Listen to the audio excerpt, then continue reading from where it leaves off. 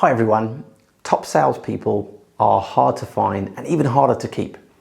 But if you guide your mediocre performers by giving them a toolkit to implement these strategies, you'll have your CEO celebrating you as the sales leader that everyone wants to work for. And that huge bonus at the end of the year will be pretty awesome too. Every sales leader wants to get their team closing more deals than they lose. It's more profitable for them, better for your customers, and keeps your CEO off your back, so everyone's a winner. Keep watching this video and I'll share the 5 strategies that you can implement to get every salesperson in your business closing more sales.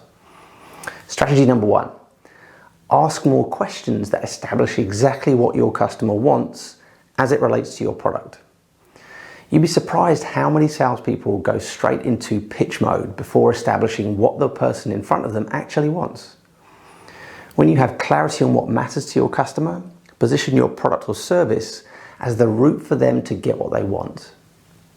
Strategy number 2, identify what's getting in the way of what your customer's success looks like and what frustrations this is causing them. And also any other decision makers in the process.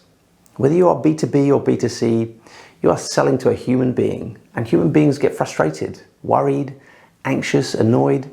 They have hopes, fears, and dreams. It's at this level that your salespeople need to connect. Strategy number 3, identify how their key stakeholders will be perceived by colleagues if they successfully engage with your product or service.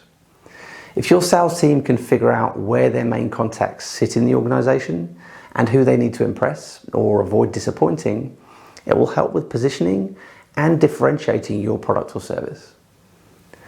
Strategy number 4, get clear on what the risk and consequences are of not engaging with your company and how they will be perceived if they don't engage. A word of caution here, play this small and don't be a fearmonger. Keep it factual and respectful. This is about calling your customer to action and helping them to avoid the consequences of inaction.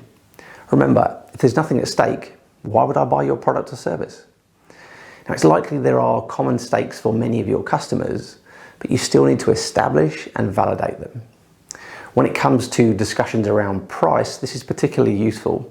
It's a time when you can remind your customer actually what's at stake, because after all, you're there to help them succeed, and it's important to remind them of the value and ultimate success they can achieve by engaging with you.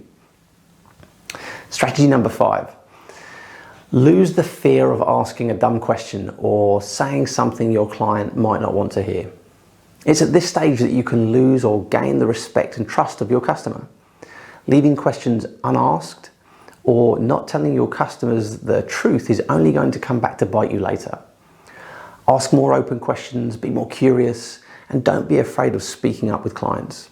Be direct, tell your client the truth, and even if you think it's not what they want to hear.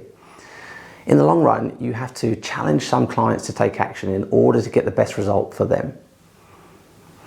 Are you happy with your sales team's ability to close sales? Are their close ratios leaving you to answer questions from your CEO about lost opportunities? If you need help building sales capability, sales tools, sales scripts, or a sales enablement strategy, email me on matt@onezebra.com and I'll be happy to help.